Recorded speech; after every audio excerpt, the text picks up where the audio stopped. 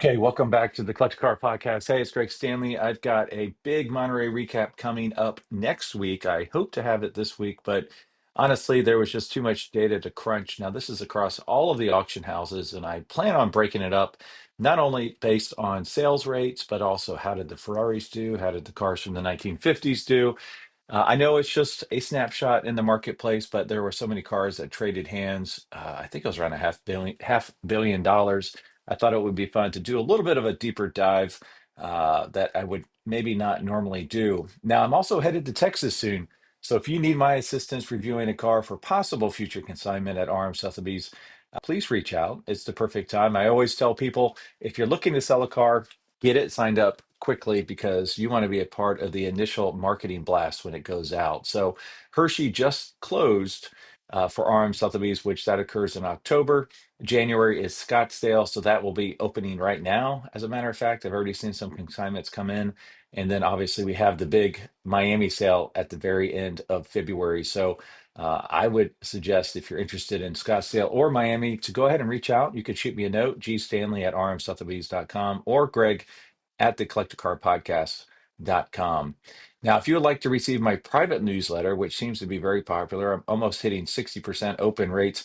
Now, this is where I share insider stories, off market opportunities. I'm even doing a little watch thing where I have some private watches for sale. I sometimes will do a deeper market analysis.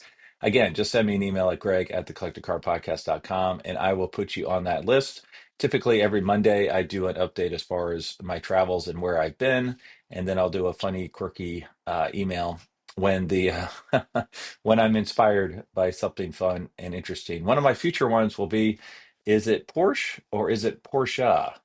And I know there's a lot of opinions out there, so I will give you what I think about that on an upcoming email. Now, and finally, stay tuned for an exciting update. I've officially found the replacement for my much beloved K-Code Mustang, and I can't wait to share that with you. It's on its way from California, from Palm Springs, or just about on its way to my garage. So once it's my garage, I will do an update and a big announcement on my newsletter. So be sure to check that out.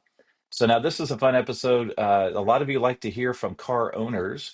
So I was at the Hillsborough Concours a couple weeks ago, and I walked around with my little handy cam, and I interviewed a lot of cool people about a lot of cool cars. And so let's check it out now. This is from the Hillsborough Concours to Elegance. RM Sotheby's is the world's largest collector car auction house by total sales. They are the preeminent market maker of high-quality collector cars and collections, regardless of size or complexity. By working in partnership with the Sotheby's team and its network of 80 offices in 40 countries, RM Sotheby's has established the largest client network of any collector car auction house in the world. Join the RM Sotheby's family by connecting with one of their car specialists at rmsotheby's.com or contact me directly at gstanley at rmsotheby's.com. All right, Peter, you have a car that not a lot of people know about, and I've never seen one in this color, so tell us about it. It's a 2009 Spyker C8 Spider. It's almond burnt orange, one of the higher mileage ones, I think, about 30,000 miles. Why'd you buy it? I'm originally Dutch, which is kind of a draw to me, plus I like weird cars as it is. And yeah, it's always kind of kept an eye out for various sales listings that came up. So, to me, these are extremely undervalued cars because they're such hand-built, just beautiful masterpieces. I mean, look at this interior. It has one of the prettiest interiors ever. Now, what I know about Spykers is they're Audi powered, correct? Yep, I can open the rear. Sure. And they have just the most incredible interior with the exposed linkage for the transmission. And then a lot of aeronautical themed bits on it. So explain the aeronautical aspect of it. Spyker, back in the day, used to build airplanes for World War I, like propeller airplanes. So that's their logo, the propeller. With a Latin slogan underneath.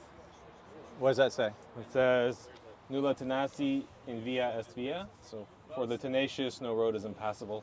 Oh, very cool. And you came all the way from Montana. How nice. Yeah, right. Here's the key. What is this? That's the key. That is the key. Yep. A little silver disc. That's amazing. Heavy. Let me try it. I got to see what that's like. Oh my gosh. That's amazing. Very cool. All right, so we got a This is an Audi V8. Audi V8, what's the horsepower? 4.2. It's about 400. Yeah, it looks fantastic.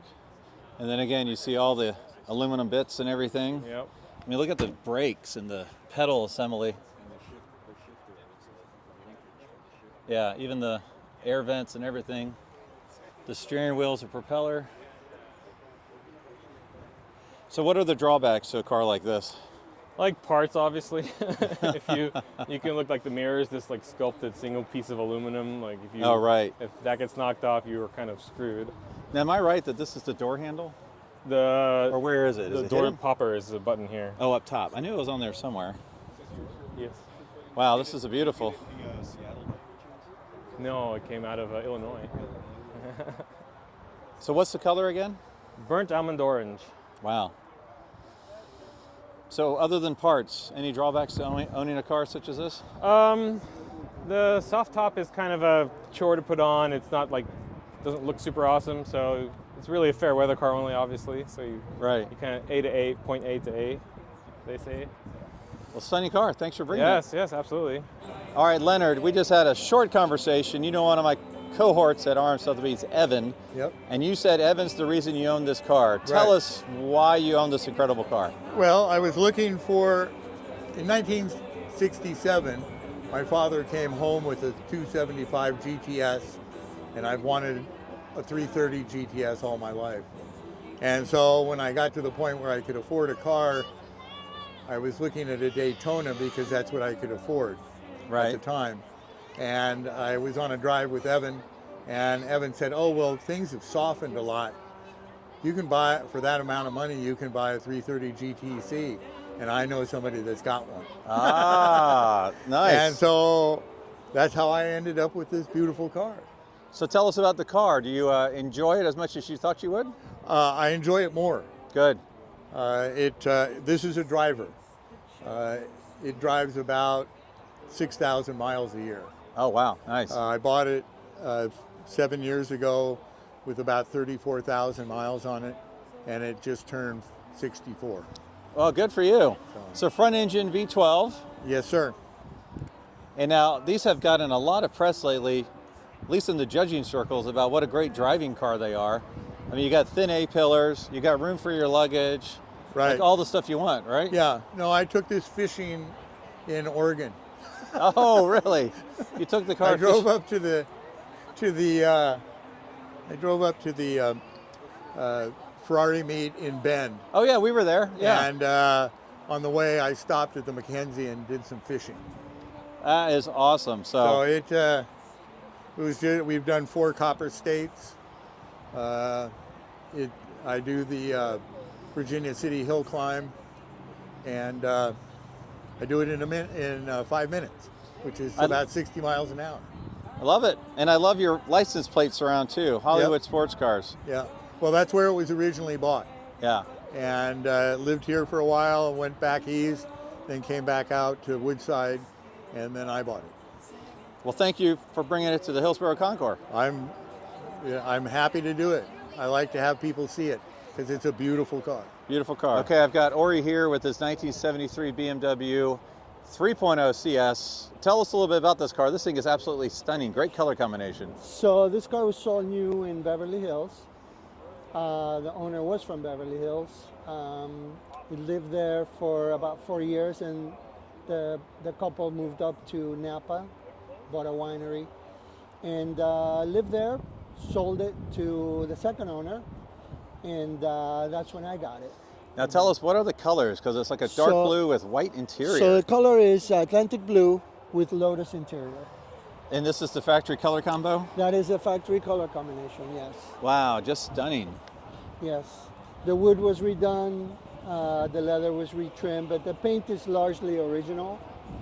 The only modifications I did were include the Alpina wheels, which were an option back then. Yeah, I see the Alpina wheels, very nice. Yeah.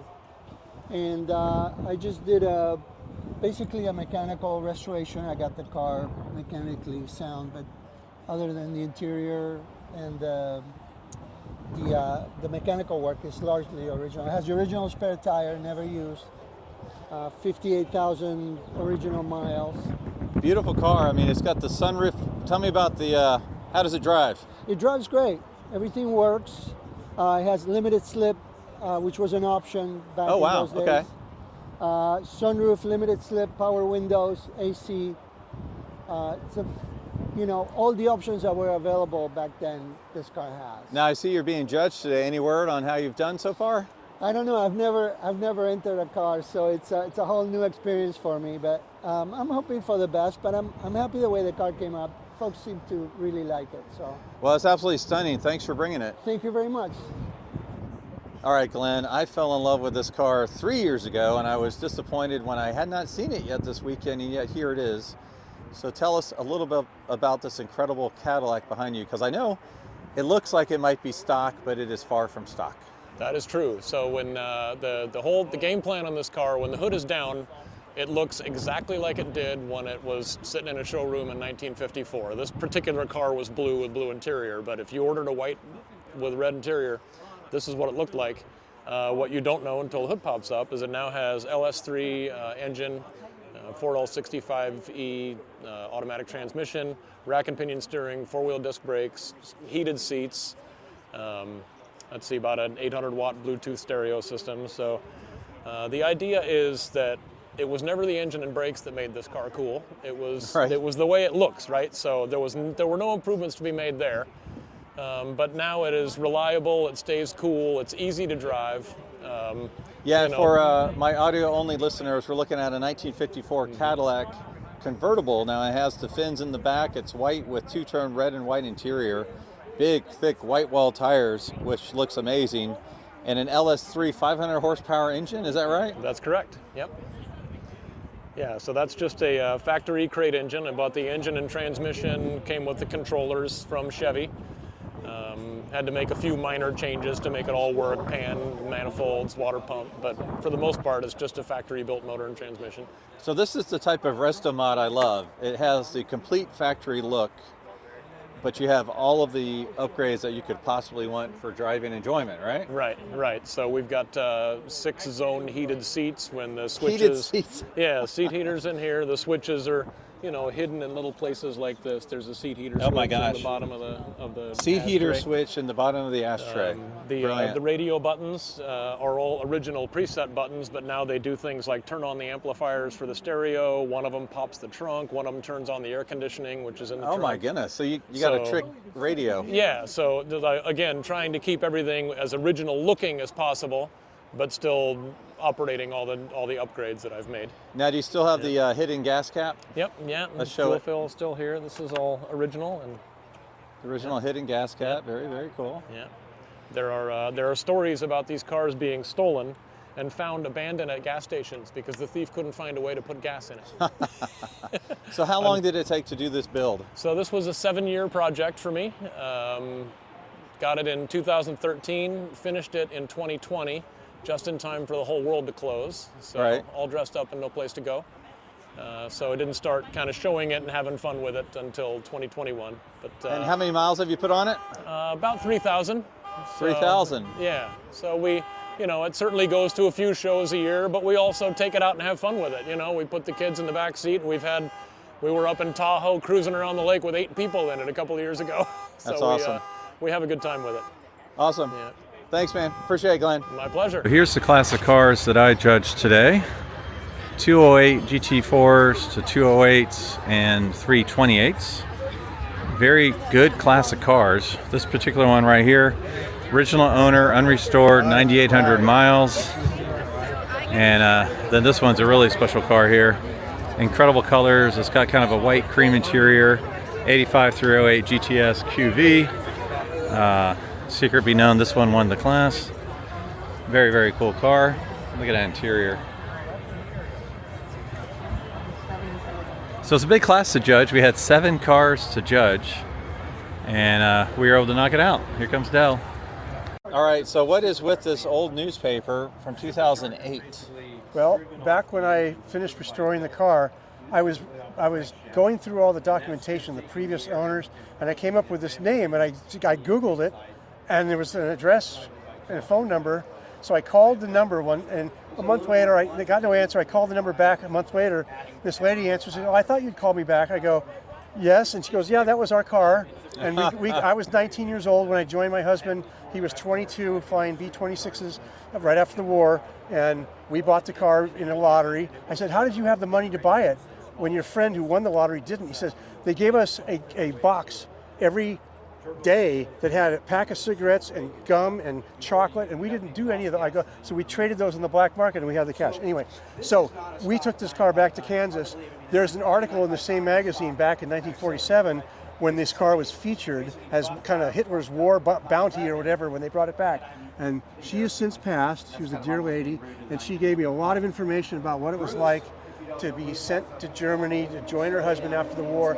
They were given instructions on how to behave and why we're doing this differently again, like not after World War I when things all fell apart again. It was really interesting. I went to Germany. I went to the house they were in that they would commandeered for the U.S. Army, and the lady was there who was 5 years old when we took over, and she told me the story about the house and the town and everything else. So I hated history in high school. I hated it. But now you're living it. It's totally cool. So anyway, that's the story about this. Well, and right behind us, oh wait, sorry, what else? No, that's fine. Right behind us, we have another one of your VWs. You said it's the first year of the bus? It's the first year of the Volkswagen bus. There was a couple prototypes in '49, but this is the first year.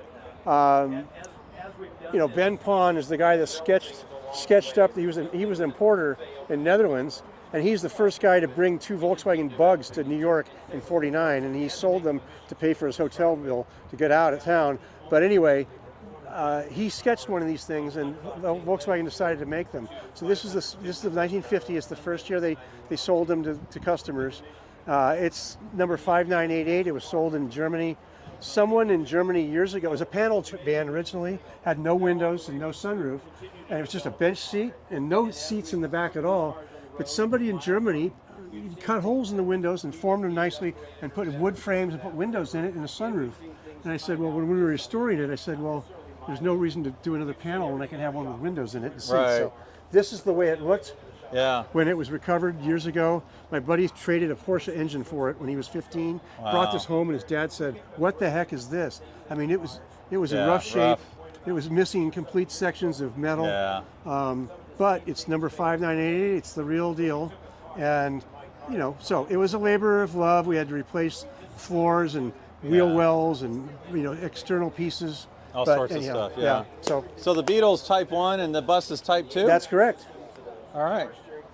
Well, we got one of each. Yep, Thanks for bringing them out. This is from what I understand on the registry, this is number 24 in terms of any bus that's known on the registries anyway. So worldwide. So it's an old bus. It's a pretty remarkable bus. There's about four or five older buses in the U.S. that people have captured and brought here.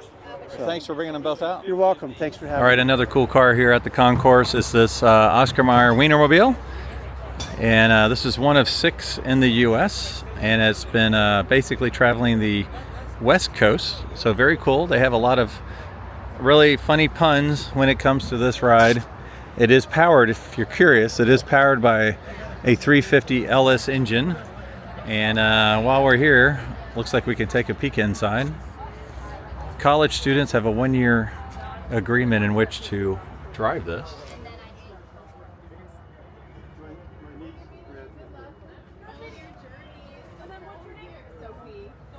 So, very cool, iconic, historic. I used to work for Kraft Foods, so very familiar with this car, or truck, whatever, RV. So it's good to see it at the Hillsborough Concours. All right, Jeff, yesterday during the countryside tour, the Tour d'Elegance, we were behind you, and I was so impressed at how this car kept up. And not only that, it kept on going. So tell us about your incredible car here. 1953 Rolls-Royce Silver Dawn. Silver Dawn, okay. DAW, and hence the license plate dish soap, because it's a Dawn. That's why. We were wondering, why is it called dish soap? It's a Dawn. It's a Dawn, and you've got the Queen Mother here? The Queen there, yep. Oh, that's nice. She's waving constantly. So now it's... She's a green queen. A green queen. She has a solar panel right there. Oh, she has a solar panel. That's so nice. She's the electric hybrid queen. Okay, awesome. Now what colors are we looking at here? This is pewter and shell. very subtle two-tone. You can always tell, typically a Rolls Royce, if it's a two-tone, by where the colors are. On a Rolls Royce, the darker colors on top, the lighter colors on the bottom. Like next to me here, darker on top, lighter on the bottom.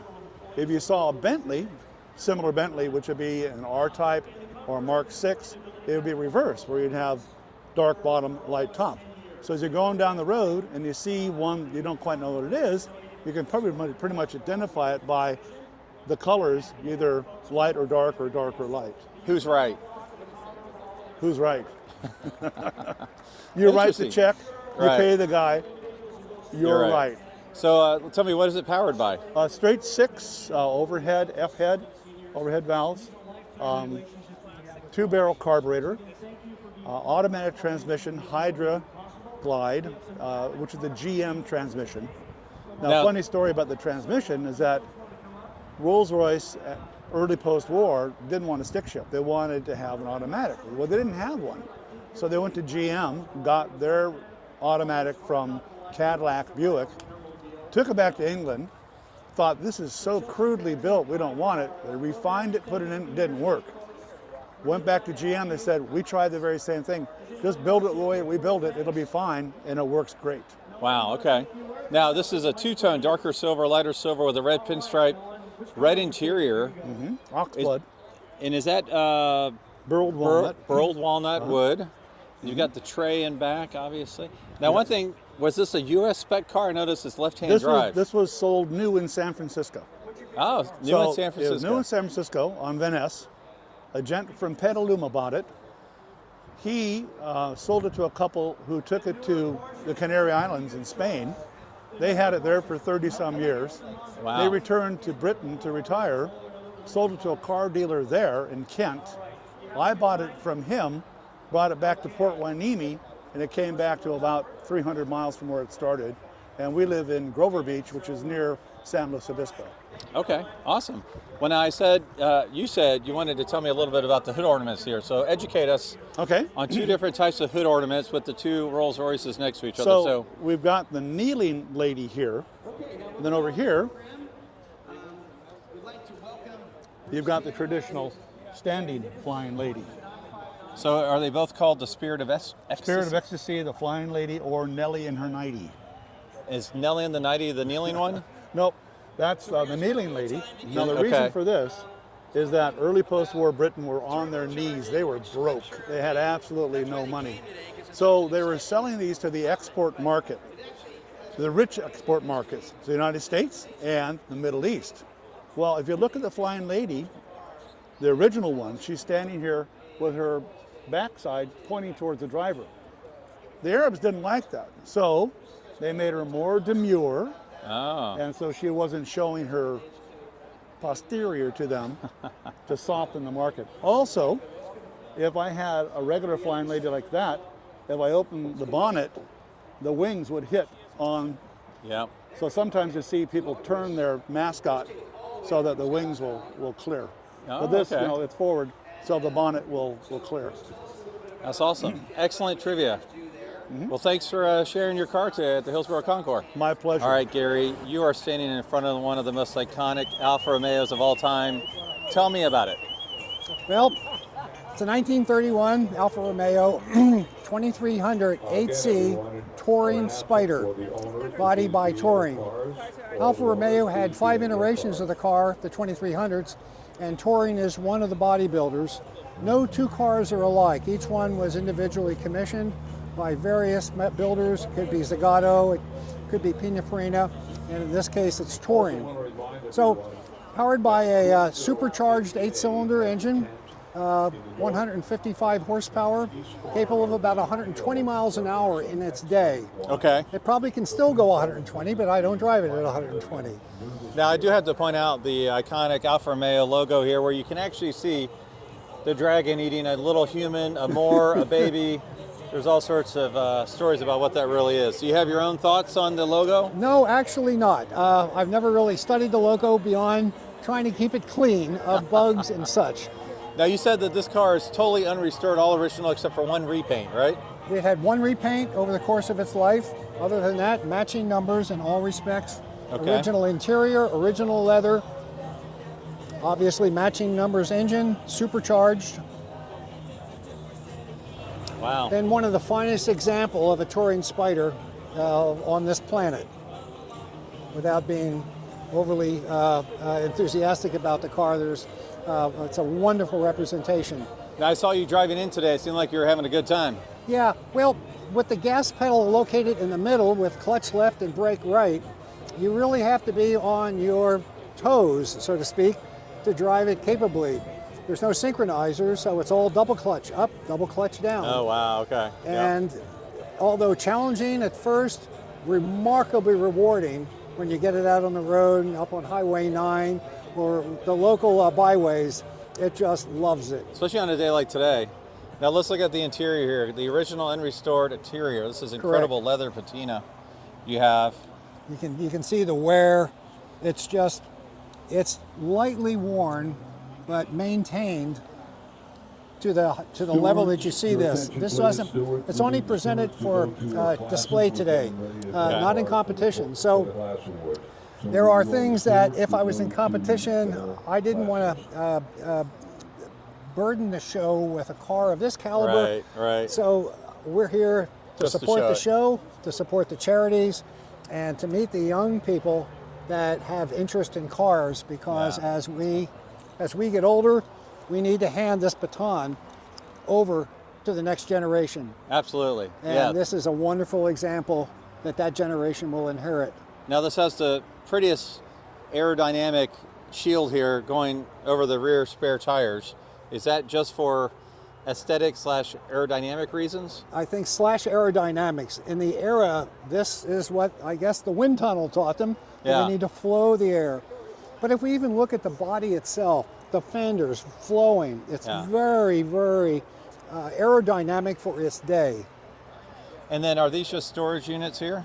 No, actually battery on one side and accessory on the other. Okay.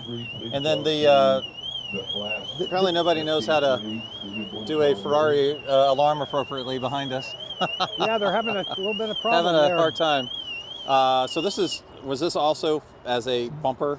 Having those tires back there? Dual spares because the roads were just crap back in the 30s. Yeah, right. So it wasn't unusual to get a flat tire or two through the day's endeavor. Well, awesome. Well, thank you for bringing it out and sharing this. It's Now, Scott and Joni Krins are to be thanked. They're the owners from the Krins collection in Saratoga, and I'm thrilled to represent the car for them. Thank you so much. Thank All you. right, Joe, I began drooling over your car in the hotel parking lot when you had a trailer parked in a trailer. Tell us what we're looking at here. It's a 1941 Cadillac convertible, Series 62. It is, I've had it about 5 years. It was restored, I think, 2 times before. Now, why did you go after a car like this? I think you said it's the oldest car you currently own. It is, yes. Well, we do CCCA tours, and 41 Cadillacs are known as the most reliable cars you could buy for this. Okay, now you mentioned yesterday, like the Tour d'Elegance, lots of turns and curves. Maybe this wasn't the best car for that, Exactly. right? Yeah. I think they set it up for what were the majority of the cars, and that's Ferraris and sports cars and so on, and this car was just not designed for that. Well, it was great to see you on the tour. What is it powered by? It's got a flathead V8. Yeah, Flathead 3-speed V8? manual, yes. Is it pretty much all factory stock? Yes. Everything interior? Yeah. Now, one thing I noticed is it factory hand painted back in the day? It is not, but that is hand painted. Yeah. I know the pinstripes were, but that's very nicely done. And then if you look at the dashboard, that is a painted dashboard. It's not wood. And they did it painted from the factory? Painted from the factory. You To can look either buy like a wood. body color or that faux wood grain. Wow. Those were talented artisans. And Yes, then I agree. you got your fresh air, no AC back then, right? No, I don't think so. So AC was a vent. Nor power steering, nor power brakes, Nor power windows. No, you know what I'm tired Wow, of? very, very nice. Oh, really? Yeah, it's like kids want to. So have you had the top down? Sure. We don't put it down that much because we're getting old and we are afraid of skin cancer. This is where the gas. Yes. Yeah. Infamous hidden gas Exactly. cap. And it's real nice. You got the California plates, black with yellow lettering. Yes. Well, very 41. cool. And so you also do the CCA tours, you said? We do the CCCA tours. CCCA tours, yeah. Classic Car Club America. Right. Yeah. Right. So more straight roads? Yeah, more straight roads. Longer trips typically, week or 10 days. Well, thanks for bringing the car. Great. Well, thank you.